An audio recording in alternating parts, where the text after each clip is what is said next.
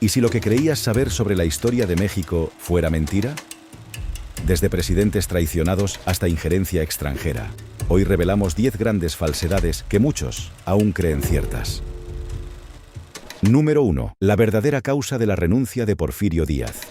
Durante años, nos contaron que fue el joven Francisco Madero quien logró derrocar al poderoso Porfirio Díaz. Pero, en realidad, hay muchas piezas ocultas en ese ajedrez político.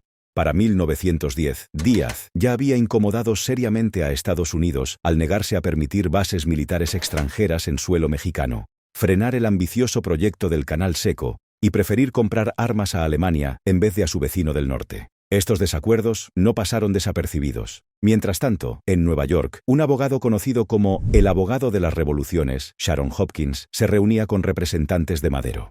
Desde allí tejió una red de apoyos que incluía intereses financieros y políticos estadounidenses. Fue desde Texas, y no desde territorio mexicano, que Madero proclamó su Plan de San Luis. Contaba con dinero, armas y silencio cómplice del gobierno estadounidense. Cuando Díaz entendió el alcance del complot, era demasiado tarde. El 25 de mayo de 1911, renunció. Lo hizo, dicen algunos, para evitar una guerra civil devastadora. Pero en lugar de paz, se desató una tormenta, la Revolución Mexicana.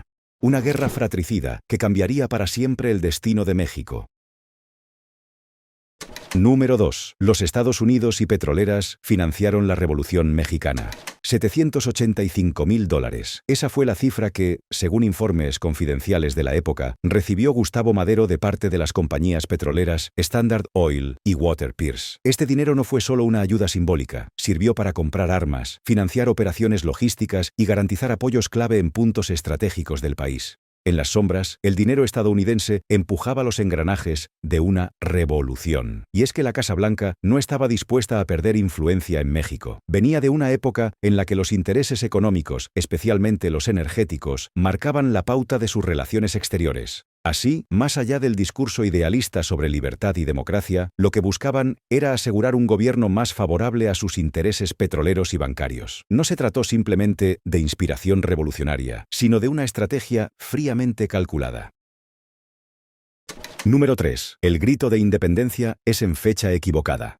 Cada 15 de septiembre, millones de mexicanos abarrotan plazas y calles para gritar ¡Viva México!, una escena llena de color, orgullo nacional y fuegos artificiales. Sin embargo, lo que pocos saben es que el grito de independencia no ocurrió esa noche. La madrugada del 16 de septiembre de 1810, en el pequeño pueblo de Dolores, el sacerdote Miguel Hidalgo y Costilla tocó las campanas de su iglesia no para celebrar, sino para reunir a la gente para la misa. Fue en ese contexto, en la misa de las 7 de la mañana, cuando lanzó el llamado a levantarse contra el dominio español. No hubo multitudes gritando en la noche anterior, ni fuegos artificiales iluminando el cielo. Solo un sacerdote convencido de que había llegado la hora de actuar. Número 4. El penacho de Moctezuma no era suyo, y Austria no lo devuelve.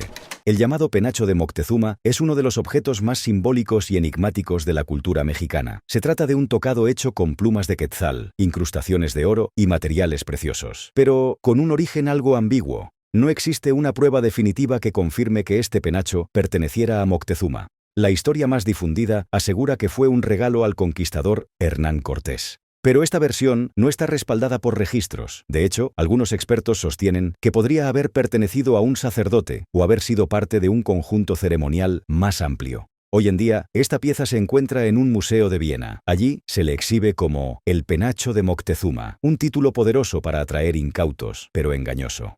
Las autoridades austríacas alegan que la pieza llegó a sus manos de manera legítima. México, en cambio, lo considera un bien cultural robado que debe ser devuelto. Las negociaciones para su repatriación se han estancado en múltiples ocasiones. Austria argumenta que el penacho es demasiado frágil para ser transportado. Mientras tanto, México sigue reclamando no solo el objeto físico, sino el reconocimiento simbólico de su derecho sobre su propio pasado. Número 5. ¿Eran sacrificados los perdedores del juego de pelota? Desde hace décadas, circula la creencia de que los perdedores del juego de pelota mesoamericano eran sacrificados. Iconografías tardías parecen confirmarlo. Algunas muestran escenas de decapitación asociadas al final del juego. Sin embargo, la realidad es más compleja. Las reglas exactas del juego siguen siendo un enigma para los historiadores. Lo que sí está claro es que no se trataba de un simple deporte. Para las civilizaciones mesoamericanas, el juego tenía un fuerte componente ritual, incluso simbólico. Representaba el ciclo de la vida, la lucha entre el bien y el mal, el día y la noche. Y en algunas culturas, como la maya, sí existen evidencias de vínculos con ceremonias religiosas donde el sacrificio humano estaba presente. Si te está gustando este video, por favor, no olvides suscribirte y dejar un me gusta. Número 6. Emiliano Zapata no era campesino pobre.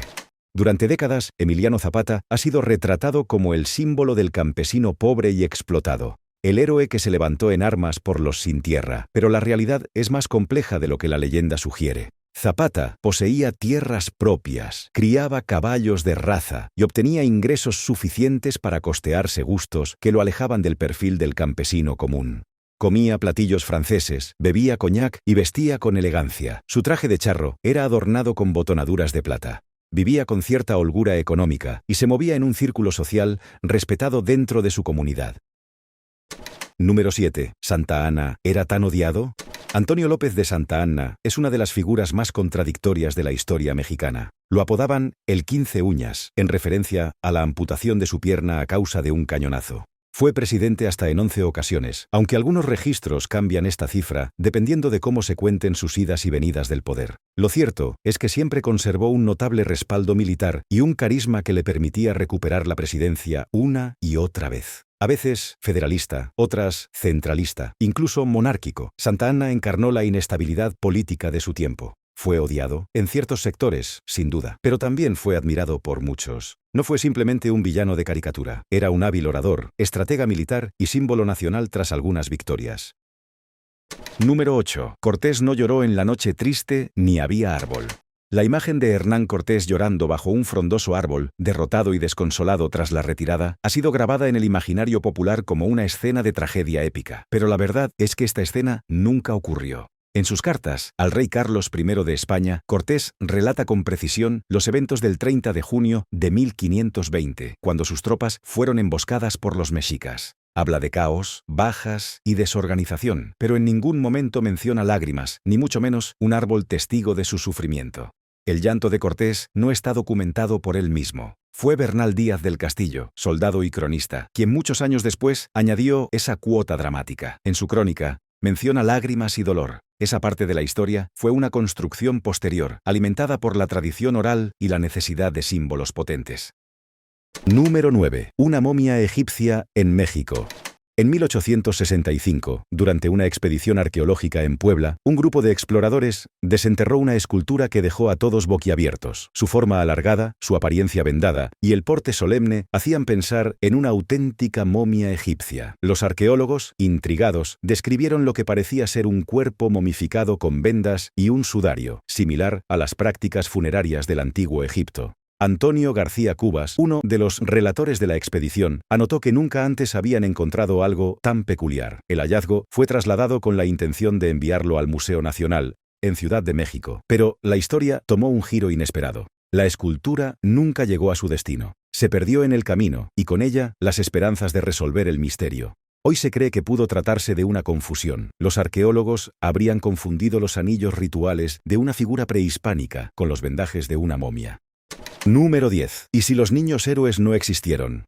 La historia oficial nos habla de 6 jóvenes cadetes que defendieron el castillo de Chapultepec hasta la muerte durante la invasión estadounidense de 1847. Un acto de heroísmo extremo que quedó sellado en el imaginario colectivo con la imagen de uno de ellos envolviéndose en la bandera antes de lanzarse al vacío. Pero hay dudas. Para empezar, los restos atribuidos a los niños héroes fueron identificados sin protocolo científico riguroso. La exhumación y traslado de los presuntos cráneos carecieron de documentación pública verificable, lo que ha generado una ola de escepticismo entre historiadores. Algunos expertos consideran que este relato fue en parte una construcción política, diseñada para alimentar el espíritu patriótico en una época en que México necesitaba símbolos de unidad y valor tras perder más de la mitad de su territorio.